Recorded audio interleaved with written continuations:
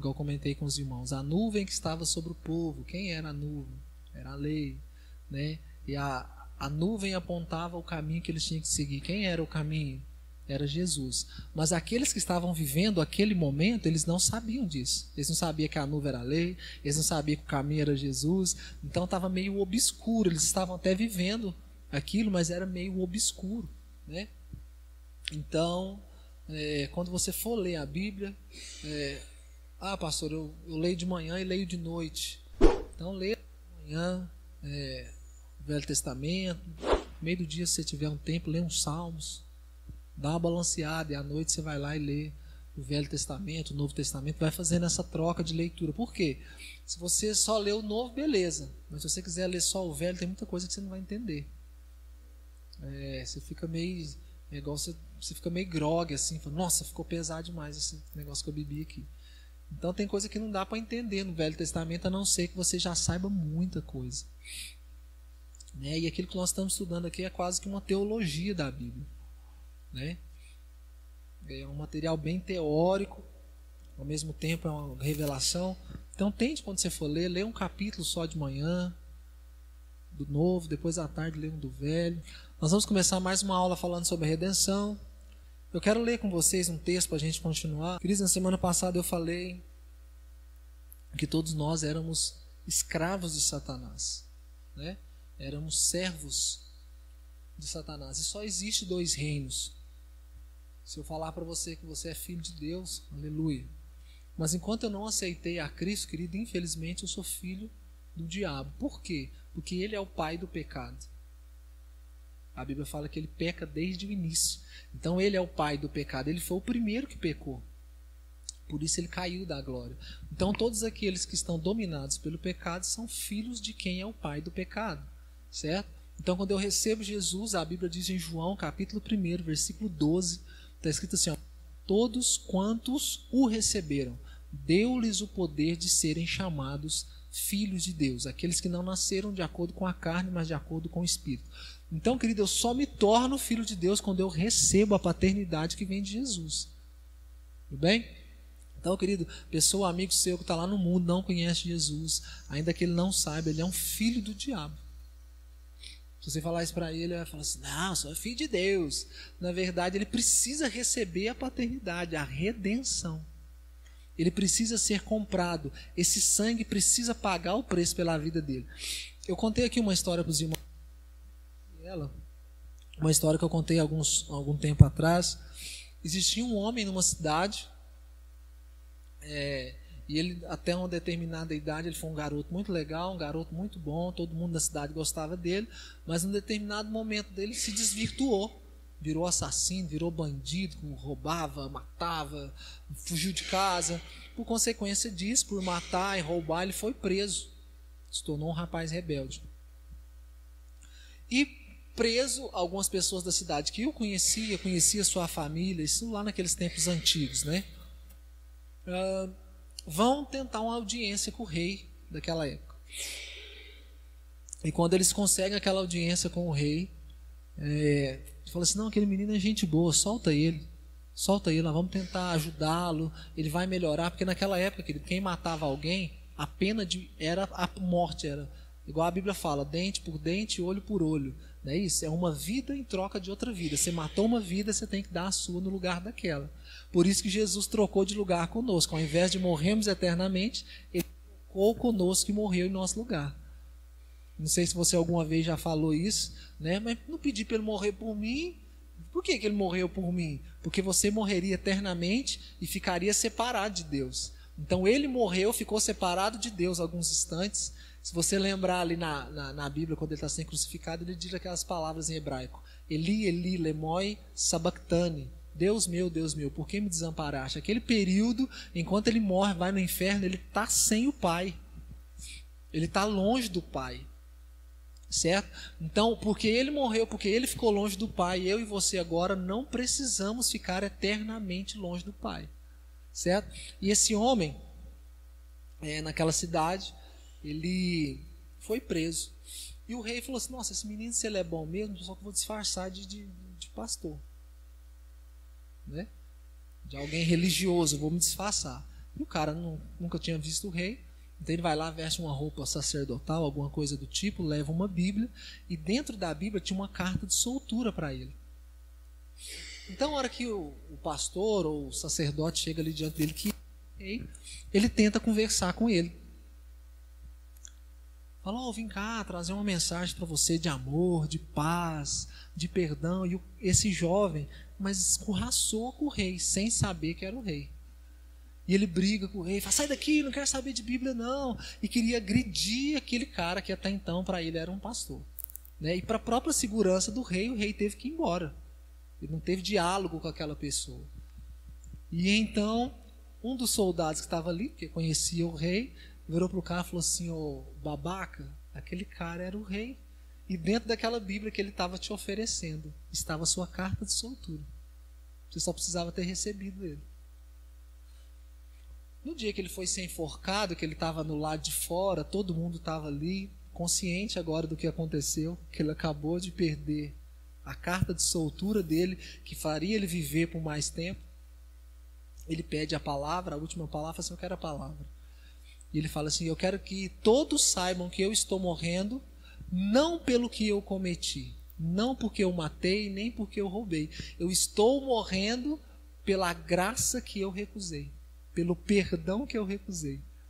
Então muita gente lá fora, querido, não vai para o inferno pelos pecados que cometeu, mas porque estão recusando esse perdão gratuito. Sabe, o marido, o pai, o tio, que é cara do seu trabalho que não quer saber de crente. Querido, ele pode ser o pior homem, e um dia ele não vai para o inferno porque ele é o pior homem. Ele vai porque ele recusou de graça esse perdão que nós temos.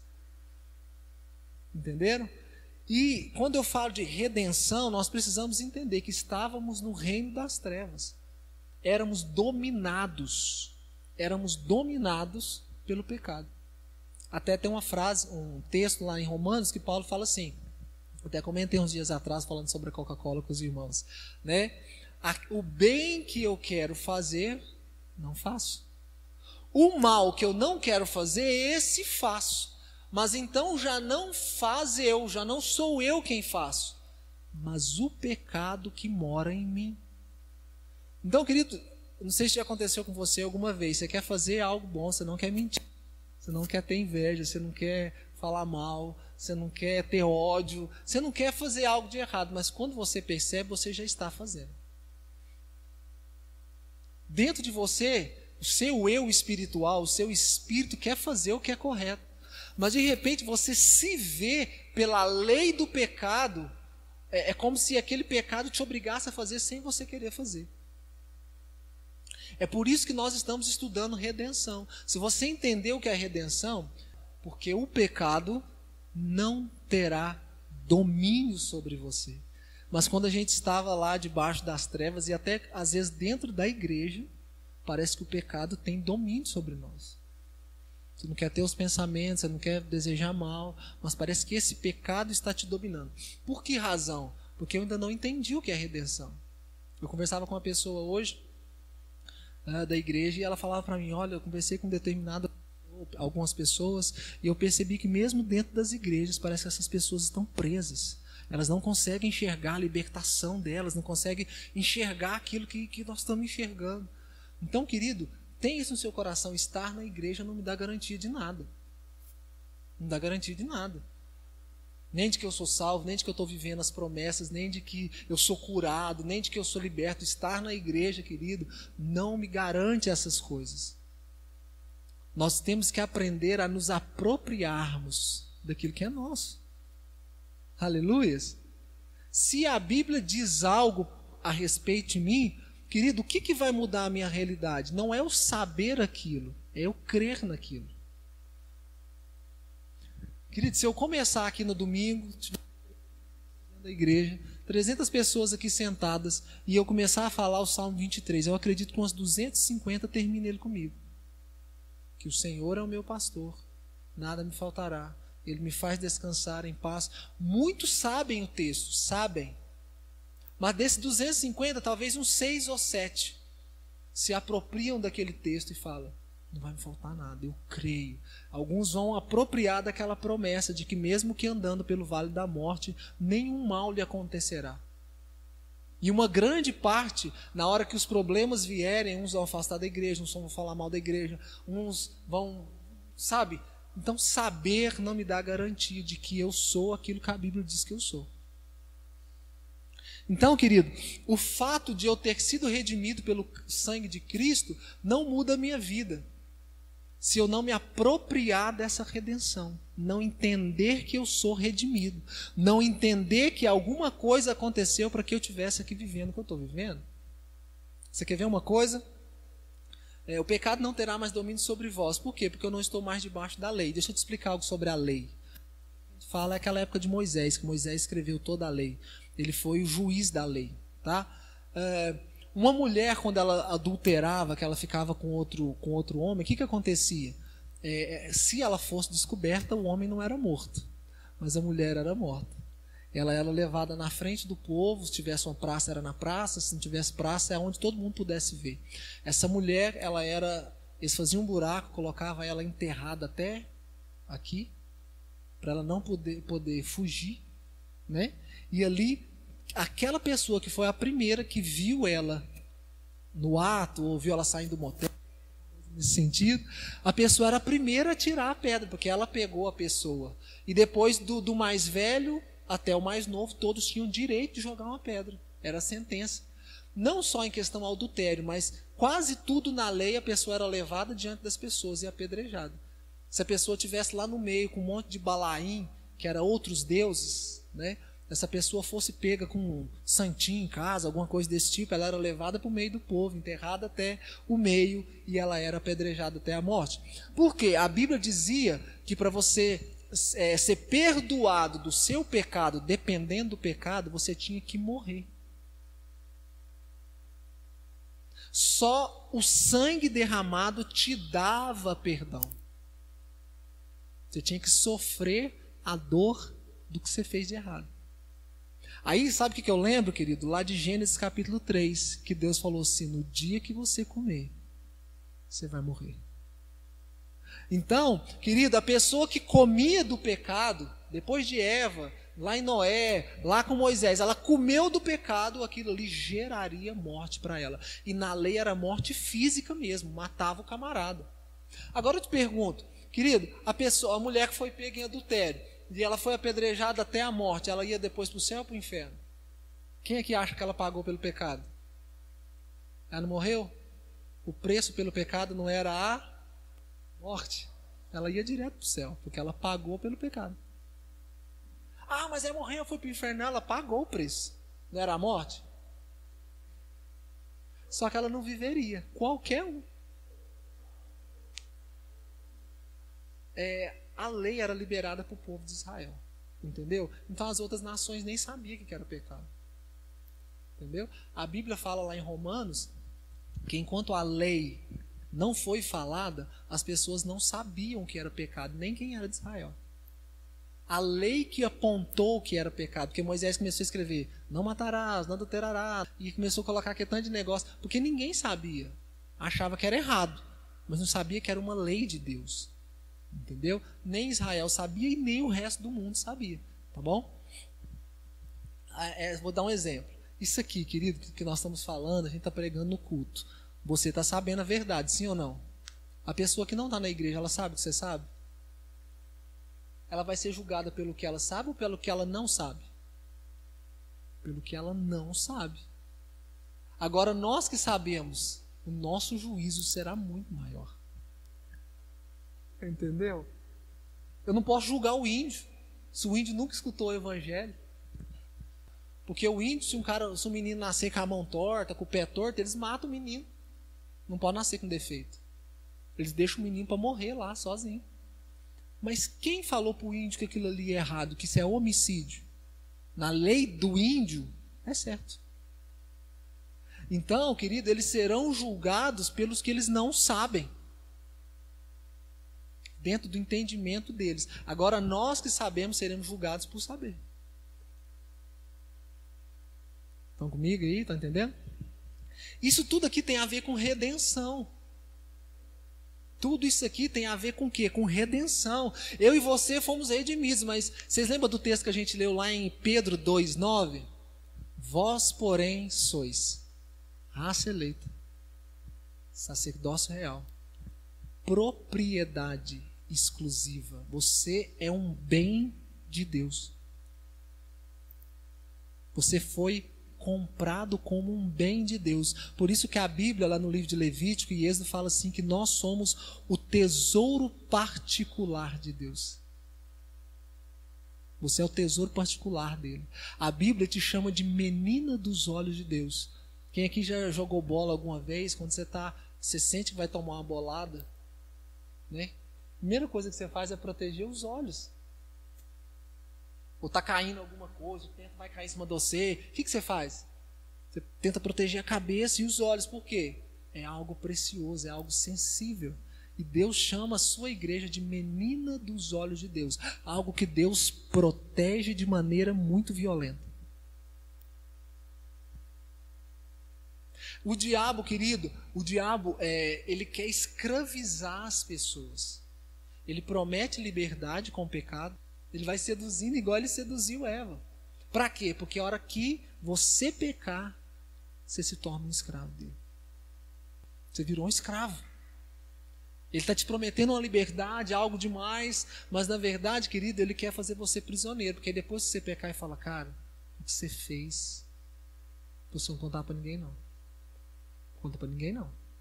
Não fala para sua esposa, não fala para o pastor, não fala para ninguém, sabe por quê? Cara, o que você fez, eles vão excluir você da igreja. Não, você vai sair de tudo que você faz na igreja, então não conta para ninguém. Então ele já começou a te fazer prisioneiro. Daqui a um tempo, querido, ele vai te aprisionando até te tirar da igreja. E você sair da presença do Senhor. Então, querido, você precisa entender que eu e você fomos comprados por um alto preço. Abre comigo a sua Bíblia. Diz assim, Colossenses, está lá perto de Filipenses, Coríntios, lá no finalzinho. Ele, querido, quando você lê na Bíblia aí, ele com letra maiúscula é Jesus, tá? Botar no meio da frase, você vai ver o E maior. Ele, Jesus, nos resgatou. Vocês lembram o que significa a palavra redenção? Resgate e remissão. Então está falando aqui que ele me resgatou, tá? Ele me resgatou do poder das trevas e nos trasladou. Está falando de um translado. Quem sabe o que é translado? Um transporte de um lugar para o outro. Então presta atenção no texto. Ele nos resgatou, ele foi em algum lugar e nos tirou de lá. Mas não só nos tirou, mas ele nos trasladou das trevas, que era um reino, que era um lugar, para o reino, que também é um lugar, do Filho do seu amor, ou do seu Filho muito amado, no qual temos o quê? Quem que é esse no qual? No qual está falando da pessoa de Jesus. No qual, nesse Jesus, nele nós temos a redenção, a remissão dos nossos pecados.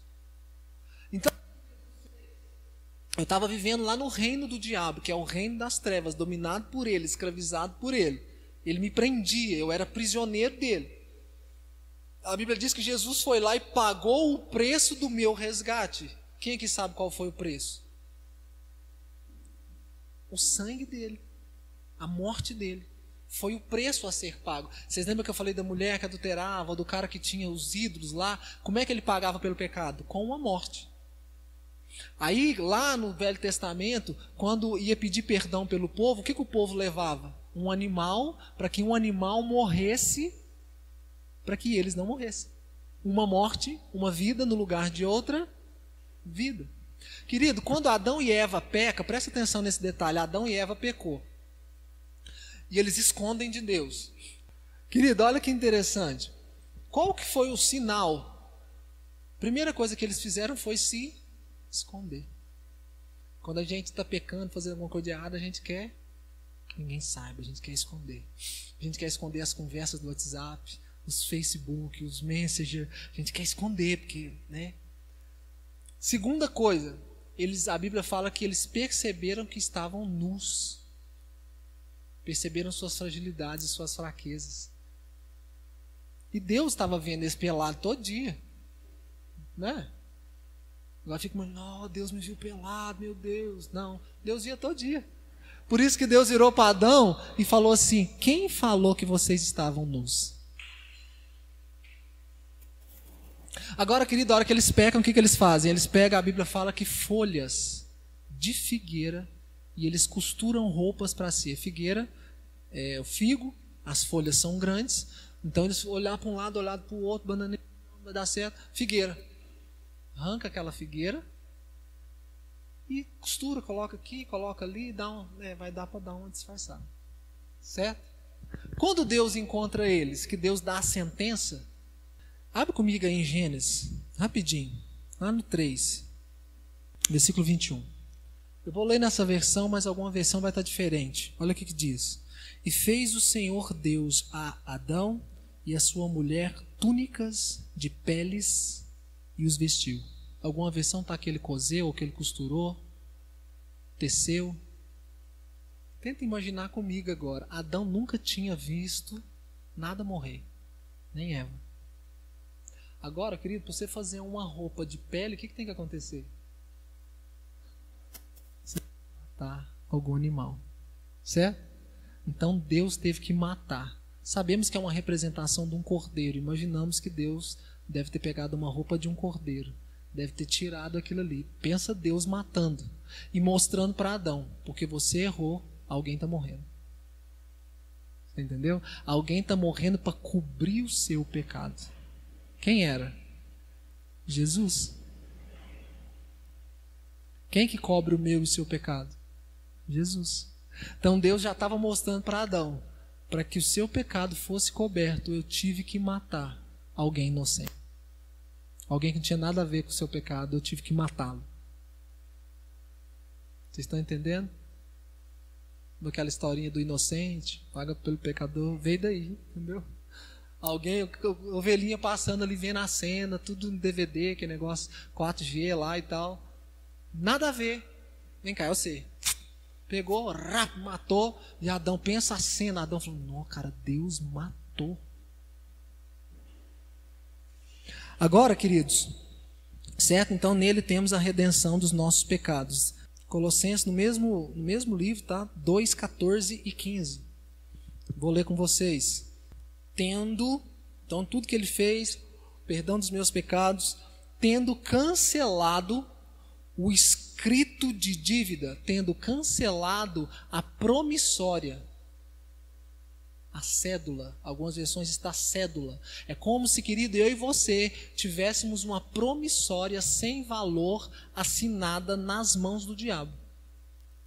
Quem sabe para que serve uma promissória? A promissória mostra que você está devendo para alguém, não é? É tipo um cheque. E o diabo estava com essa promissória. Por causa dessa promissória que estava nas mãos dele, é igual um agiota. Você vai lá e dá um cheque para o agiota, né? E o agiota só te devolve, só limpa seu nome se você pagar aquilo. Entendeu? Nós tínhamos uma dívida com o diabo. Então a Bíblia está falando, ó, tendo ele cancelado a cédula de dívida, o escrito de dívida, que era contra nós, e que constava de ordenanças, aqui está falando da lei, o qual nos era contrário. Removeu essa dívida inteiramente. E olha o que ele fez com aqueles que nos escravizavam. Cravando-o na cruz. Então ele pegou aquela promissória, bateu aquela promissória na cruz, pregou ela lá para mostrar para o diabo: eu estou pagando a promissória. Eu estou pagando a dívida deles e estou expondo para que todo mundo veja.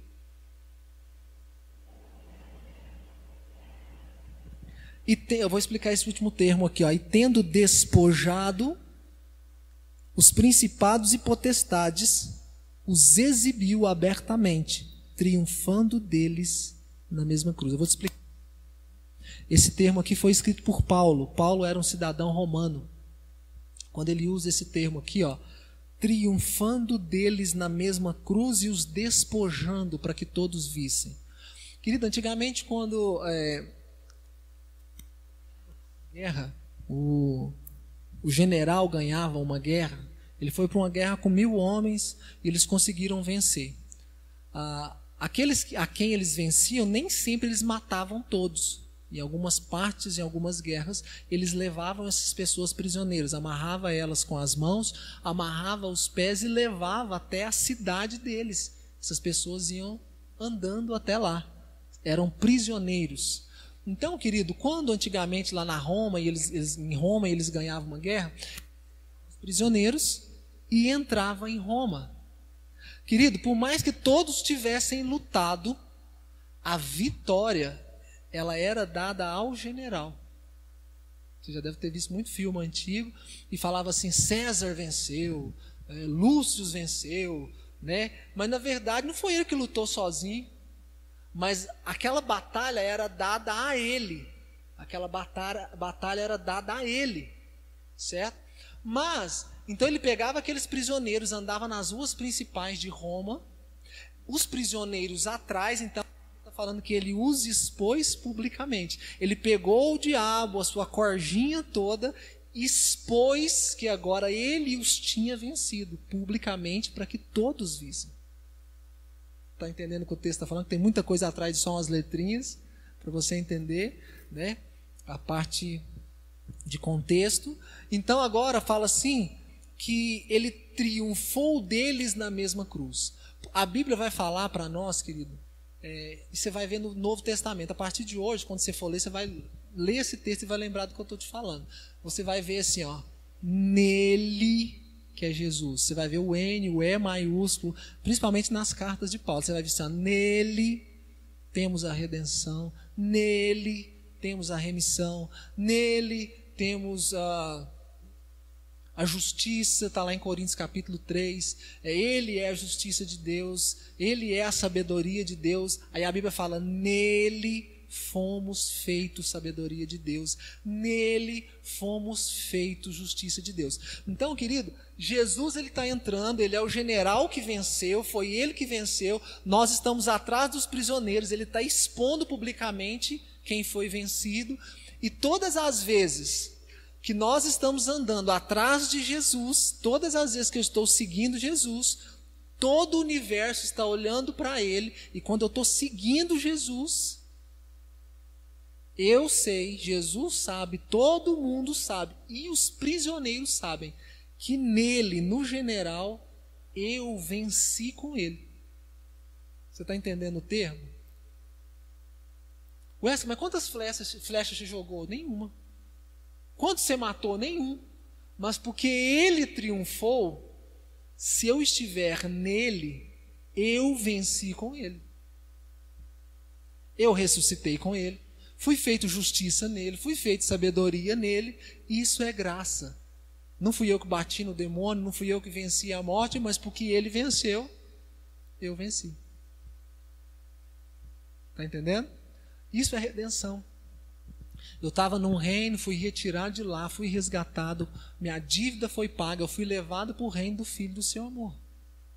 Eu fui levado para esse reino de Deus. Só que, querido, nós, se você ler João capítulo 3, vai marcando isso na sua casa e você lê. Jesus vira para Nicodemos e fala assim, se você quiser ver o reino de Deus, você tem que nascer de novo. Mas se você quiser entrar no reino de Deus, você tem que nascer da água e do Espírito. Tem muita gente dentro da igreja que está vendo o reino de Deus. Por ele estar nesse meio, ele acha que ele entrou, mas ele está só vendo. Não é porque está dentro da igreja, porque eu estou aqui vendo o culto, que eu estou vendo a adoração, que eu faço parte disso. Você entra ali e procura saber as informações. Cara, eu quero entrar nesse negócio. Queria entrar, eu quero ajudar, eu quero fazer, eu quero ganhar vidas. Como é que é? Você entrou na loja. Ah, beleza. Não, agora eu descobri como é que é. Agora tá, nossa. Por isso que Jesus falou, aquele que quiser vir após mim, negue-se a si mesmo. Tome a sua cruz. Tomar a cruz é pagar o preço. Depois você me segue. É muito diferente de estar sentado. Agora pense comigo, quantas pessoas estão na igreja, dentro da igreja, e não sabem. Ela está se contentando de receber uma oração, né? Ela está se contentando em vir uma vez por semana. E uma vez vir por semana, querido, não existe problema em vir uma vez por semana. A questão é quanto eu estou dando de mim. Eu tenho uma tia que ela deve vir uma vez por mês, ela mora na roça e vem uma vez por mês na igreja. Mas ela vive Jesus todo dia. Ela vive Jesus todo dia, há 40 anos.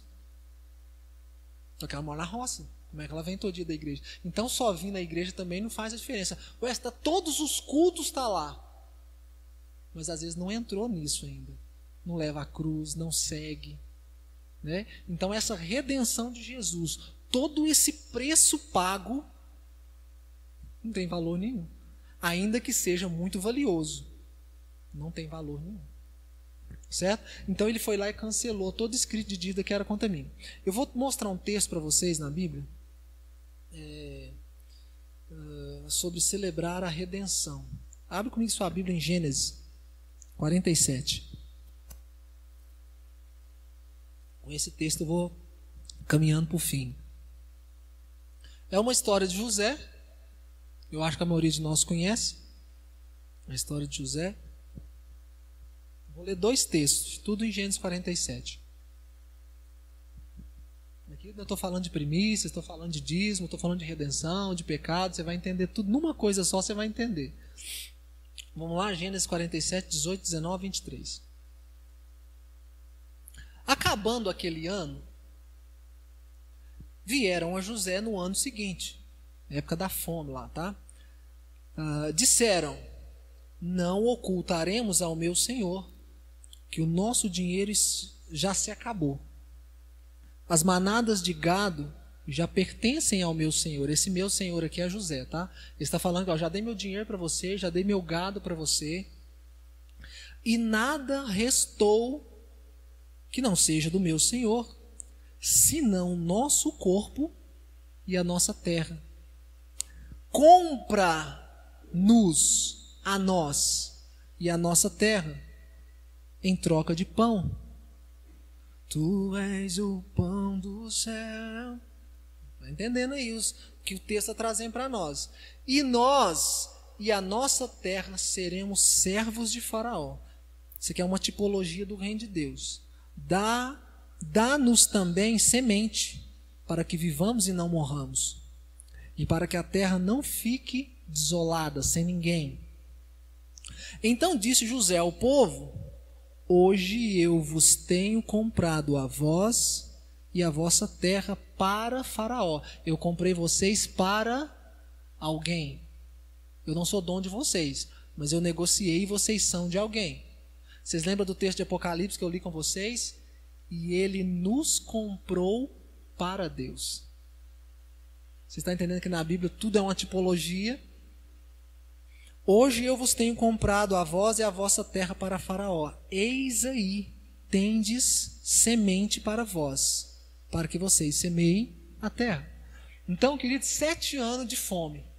Lugar nenhum da terra, tudo que se plantava, nada dava. Nada, em lugar nenhum, nem na China, nem na África, em lugar nenhum. Toda a terra se voltou para o Egito. Só lá tinha comida. José conseguiu guardar durante 7 anos.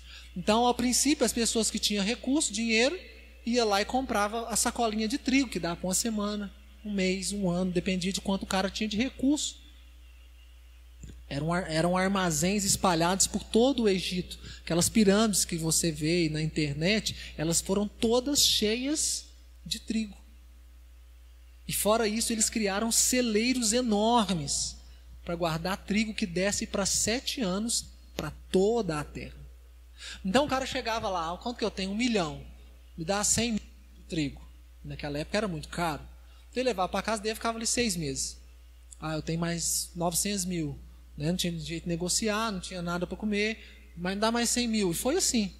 Quando deu lá 4, 5 anos, os caras já não tinham dinheiro mais. Aí eles foram, se você ler o texto na sua casa no 47, eles falaram assim: não temos mais dinheiro. José falou assim: não tem problema, me dá o gado de vocês, me dá o gado, me dá a ovelha, me dá o que vocês têm. E eles deram. Mais 1 ano. E agora acabou tudo.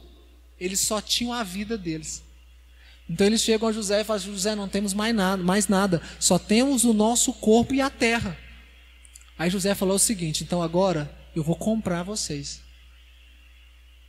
E vou comprar a terra de vocês. Qual que é o preço? 30 sacos de trigo, beleza, está aqui.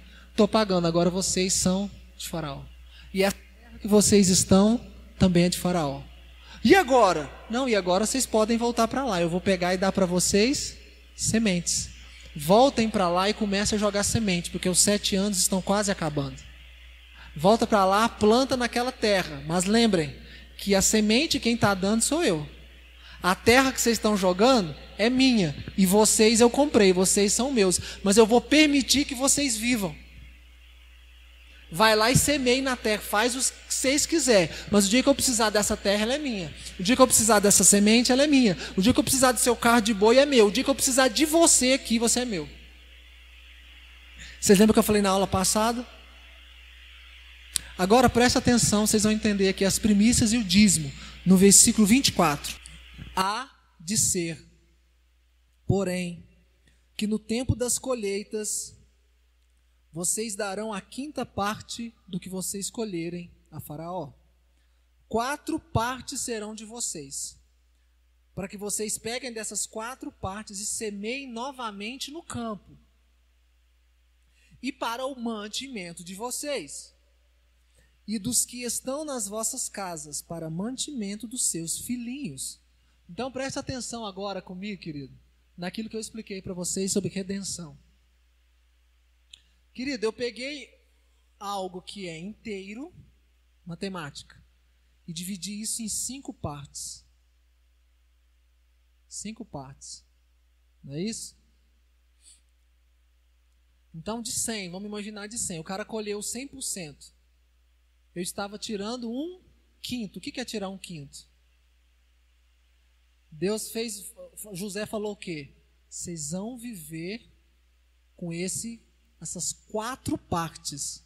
Tem que dar para vocês jogar na terra de novo, tem que dar para vocês comerem e tem que dar para mantimento de quem está dentro da casa de vocês.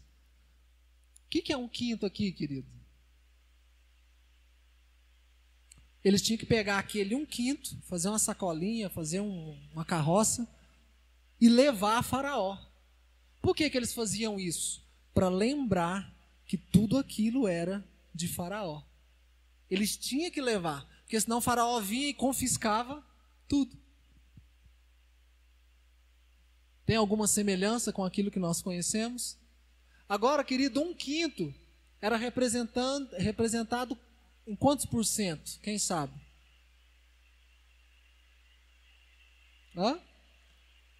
20, não é isso? De 100, você tirar 5 vezes 20 dá 100, não é isso? O dízimo é quanto? Que a gente fala, dízimo, dizimar em 10, cortar em 10, né? E os outros 10%? Era a primícia da terra. Vocês lembram como é que eu expliquei que é a cultura? Então, querido, o judeu, qual que é a cultura do judeu? Com 10% eu tenho que entregar meu dízimo. Você não vai ver judeu pobre, é muito difícil. 10% é dízimo, 10% é oferta, 10% é primícias, 10% é investimento e 10% eu tenho que ofertar na vida de alguém. O cara cumpriu todos os princípios para que Deus guarde e prospere o que ele tem. Ele vive com 50%. Ele vai viver com 50%.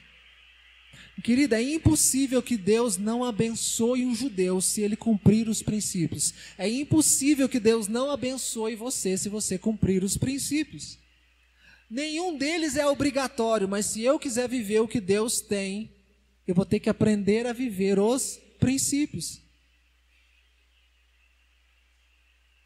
Você entendeu que José, apesar de não estar na lei, porque a lei começa lá em Moisés, ele já estava cumprindo um princípio de redenção. Ele comprou a pessoa, mas ele não vai escravizar, ele vai deixar essa pessoa viver. Ele vai deixar essa pessoa trabalhar, e essa pessoa tem que entender que ela não pertence a si mesma. Por isso que Paulo falou, não mais eu vivo, mas agora Cristo vive em mim. Essa vida que eu vivo agora, eu vivo para Deus. Então, querido, quando você for escolher um curso na faculdade, não é o que você quer, é o que Deus quer que você faça. Quando você for escolher um marido ou uma esposa para casar, não é mais o que você quer, é aquele que Deus direcionar para você. Porque você não pertence a você mesmo. Você está entendendo? Nós pertencemos a Deus. Não é o que a Bíblia fala em Pedro 2,9, a gente romantiza, né? Vocês são propriedade exclusiva de Deus, eu sou propriedade de Deus. Você é um bem de Deus. Você é um bem de Deus e Ele chama você de tesouro particular. Você é valioso para Ele, mas você não pertence a você mesmo. Amém? Está entendendo? Gênesis 47, 25, no mesmo texto, para a gente ir caminhando para o final. Responderam eles, olha o que eles respondem, a galera que foi lá se vender. Tu nos tem conservado a vida, achemos graça aos seus olhos, ó meu Senhor, e seremos servos de Faraó. Então eles entenderam a redenção e falou assim, olha, você nos deu a vida, a gente ia morrer de fome, mas você nos comprou, e agora a minha vida foi conservada, eu serei seu servo para sempre, porque você me deu vida, e assim somos nós. Nós temos que celebrar a vida que recebemos. Eu não vou tirar a pessoa da droga, eu não vou tirar a pessoa da bebida, eu não vou cantar na igreja, eu não vou pregar na igreja porque é obrigação. Não, mas é porque eu sou grato pela salvação que eu recebi. Eu não vou fazer obras para ser salvo, eu farei obras para Deus porque sou salvo. Não para ser, mas porque sou. Porque o pecado já não tem domínio sobre mim, então agora eu posso tirar pessoas do reino das trevas e trazer para o reino da luz. E para isso eu posso usar todos os recursos que tiver na minha mão. Eu posso usar a mídia, eu posso usar a dança para ganhar pessoas para Jesus, eu posso usar a pregação, eu posso usar a música. Eu posso usar meu testemunho no trabalho, não importa o que eu vou usar, eu posso agora redimir pessoas, eu me torno um Boaz, eu me torno uma pessoa que tem poder de redimir pessoas. Eu posso pagar o preço por pessoas. Querido, lá na Índia, uma criança, há 5 anos atrás, ela era vendida por $1,99. $1,99. Mas eles não têm condição de manter essas crianças. Então, para comer, eles vendem o filho para alguém que possa cuidar dele. Então, está passando um caminhoneiro, está passando qualquer pessoa, ela fala aqui, ó, meu filho, minha filha. O cara dá $2, leva o filho da pessoa para ser uma prostituta, no templo, para ser em qualquer lugar, fazer qualquer coisa, para aquela família ter mais um dia de comida. Agora tenta imaginar você como igreja entendendo o seu papel. Você pega seu recurso, sua primícia, seu dízimo, sua oferta e sai comprando pessoas. Pastor, eu quero comprar uma criança. Eu quero trazer essa criança para a igreja, eu vou levá-la para minha casa, eu vou adotar uma criança, e você tem o poder de redimir aquela pessoa para Cristo. Você se tornou um Boaz. Pastor, eu consegui tirar uma pessoa do homossexualismo, do lesbianismo, da prostituição, eu dei roupa para ela, eu preguei para ela, abracei ela, ela veio para Jesus, hoje ela está casada, essa pessoa está servindo a Deus, você se tornou um remidor. Você entendeu o seu papel. Amém? Aí a gente deixa de ser só um ouvinte. Querido, porque a sua vida, o seu tempo é precioso, você tem que aprender a usar seu tempo. Escute isso, porque o seu tempo também não é seu. Seu tempo é de Deus. Deus não te chamou só para você ficar em frente à televisão, comendo pipoca, bebendo Coca-Cola, e o inferno cheio de pessoas. O diabo está levando gente, querido, para o inferno de cabeça para baixo. E a gente aqui, religiosamente, fica falando, mas que cara ali chegou na igreja agora. Mas aquele ali não pode fazer isso não, aquele ali não pode fazer aquilo outro, aquele ali não sei o quê. E a gente fica, querido, o diabo, a pessoa está lá de colarinho, ele leva para o inferno. A pessoa está com catarro no nariz, ele leva para o inferno. A pessoa está sem comer, leva para o inferno. Está com a barriga cheia, leva para o inferno. Querido, ele não escolhe quem, mas a gente fica escolhendo quem pode estar no nosso meio. Mas tem brinco, tem piercing, tem tatuagem, irmão, e daí? Você acha que o diabo recusa só porque o cara tem tatuagem? Não, acho que isso não está muito... Ou a hora que a pessoa chega com tatuagem, com brinco, com alargador, com a orelha, Deus fala assim, primeiro, você vai passar por um processo de purificação. E depois, nós vamos passar um laser no seu corpo, tirar todas essas tatuagens. Aí depois, que você virar dizimista e ofertante, aí depois, você pode começar a falar do evangelho, entendeu? Querido, não tem isso. Só que eu e você temos que entender o nosso papel. Aleluias? Que você saia daqui hoje entendendo que você foi redimido. E eu quero trazer à sua memória o texto que nós lemos em Pedro. Vamos repetir esse texto para você gravar? Diga assim: vós, porém, sois raça eleita, sacerdócio santo, propriedade exclusiva de Deus, a fim de que, repete, a fim de que, a fim de proclamardes as virtudes do Filho de Deus. Então você foi redimido, passou pelo processo, foi perdoado, a fim de que, para quê? Qual o propósito? Para proclamar as virtudes desse reino, para proclamar esse evangelho, para proclamar esse perdão, para falar de Deus. Por isso que Ele te limpou daquele pecado que você estava, por isso Ele te trouxe para a igreja, por isso Ele te amou, por isso Ele deu a casa para você, por isso Ele te deu um carro, por isso Ele te deu um trabalho, por isso Ele te deu um dinheiro, para você proclamar as virtudes dEle. Temos um papel muito importante no reino de Deus.